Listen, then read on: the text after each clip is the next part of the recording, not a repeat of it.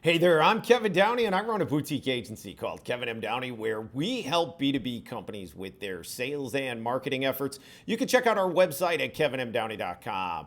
So today's topic, what should you be looking for when you hire a business development representative or a sales development representative for your B2B company? Now, I'm going to get into a few things on this topic. I want to talk about location. I want to talk about experience. A number of different things, but let's first define what we mean, right? So when we're talking about business development and sales development representatives, a lot of companies will use those terms interchangeably. In my agency, we actually differentiate between those two titles. So for us, a business development representative is primarily doing cold outreach. So multi-channel approach, phone, voicemail, email, LinkedIn.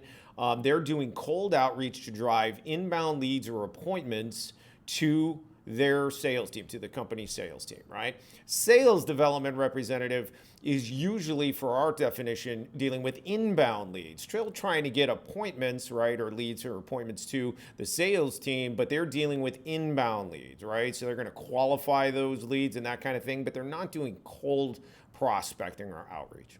Okay, so that's how we differentiate between those two. Now, the jobs are very, very similar. So let's first talk about, what should you be looking for in terms of, I would say, talent, the type of person, personality, those kinds of things, relative also to experience, because they do think they go together. The first thing I would say is, for a lot of companies we talk to, obviously, when they first come in, especially if they don't have a lot of experience with BDR, SDR type personnel, they're very concerned about experience within their industry. And I would say, generally speaking, that's highly overrated. I really value experience, having done the job before, right? Because one of the things I always get afraid of is a BDR, SDR person coming in that's just raw talent. And if they've never done it before, especially cold outreach, a BDR type role, you can also often lose them very, very quickly, especially in the United States. So I'm a big believer in them having experience in that kind of role is the first thing that I'm looking for, along with their personality and style. I want a lot of emotion, a lot of personality. Certainly I'm looking for drive inherently in there, right? So those are the kinds of things I am looking for. So the experience, having done the job before, is paramount to me. The one exception to that is if you're hiring for the role and it's a jumping off point into sales for your organization, then I think the experience doesn't matter as much, because they're more just going to do the job to cut their teeth and prove themselves, kind of earn their stripes to move into a sales role in the company. So the drive and the willingness to consistently do that cold outreach every day is the motivation, is them being able to land or move into a sales position within the organization, right? So that's the way I think about that. One of the traits that I also look for personally, or I like to see, is intelligence. I think business development, because it's a multi-channel approach, I don't like overly scripting reps. I like them to be able to think through what they're doing in terms of whom they're reaching out to, how they're communicating with email,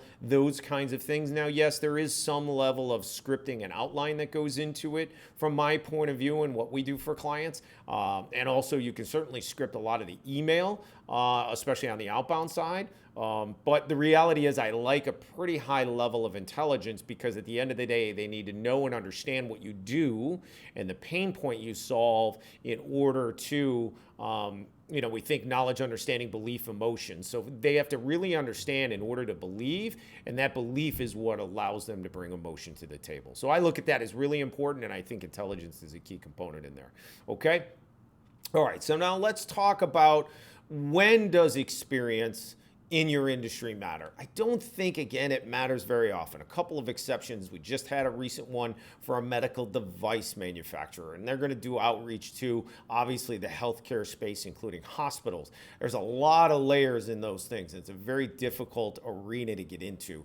So a rep in the United States with experience in the healthcare space or medical device space, I think is going to be really, really important for a company like that. Sometimes there's some technical things or areas where I want to see some experience or at least base knowledge. When we talk about server infrastructure, we talk about certain things in manufacturing and industrial type areas. I think a little bit of experience in those things can go a long way, right? Because they understand the vernacular in the space. But at the end of the day, overall, I'm not as concerned about experience in an industry. Okay. All right. Now let's talk about location. All right. So the first thing is we could talk about in-office versus remote. So obviously the demand from the job seeker side is for remote positions. So the ability to hire somebody local is going to be harder, and you certainly have a more limited talent pool to work with. But the upside is they come into the office, they absorb your company culture, especially if you're going to manage them on site. With the manager being there, that's going to be really important in the grand scheme of things. So I do like in office, especially if within your organization, you're a big believer in that hands-on management. And again, them kind of being absorbed into the company culture certainly has a lot of value. Again, the downside is our talent pool is a lot smaller to work with when it comes to the hiring side. And especially if you're looking for certain experience, sometimes then you can't really find what you're looking for on a local level from an experience standpoint, especially, let's say, understanding of vernacular in your industry, okay? So that's the way I think about the location side between, in office versus remote. Now, when we talk about remote, you've got a much more bigger talent pool to work with, and we can look at the United States, or we can look at the remote talent available, let's say in Latin America or Southeast Asia, where we have a lot of experience as an agency. Love Latin America, Mexico, all the way down to Argentina, Mexico, Central America, South America, all great. You're going to find a lot of Americans who have moved to Mexico. So there's a lot of American talent pool coming in for us when we're recruiting Latin America coming out of Mexico. So available down there to work remotely. Certainly the talent level in Central America and Brazil in particular, and Colombia, kids coming into the United States to get their education, then going back home, or they're getting their online education through the United States for college and going back home. English skills are outstanding. Business savvy is outstanding. Obviously, salaries are going to be significantly lower when you get into Brazil in particular, which is a huge recruiting ground for us.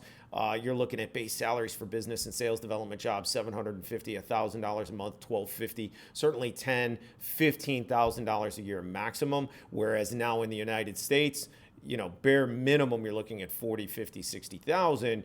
And the ability to keep that person in the United States is so much harder because they really don't want to do business development for the long term.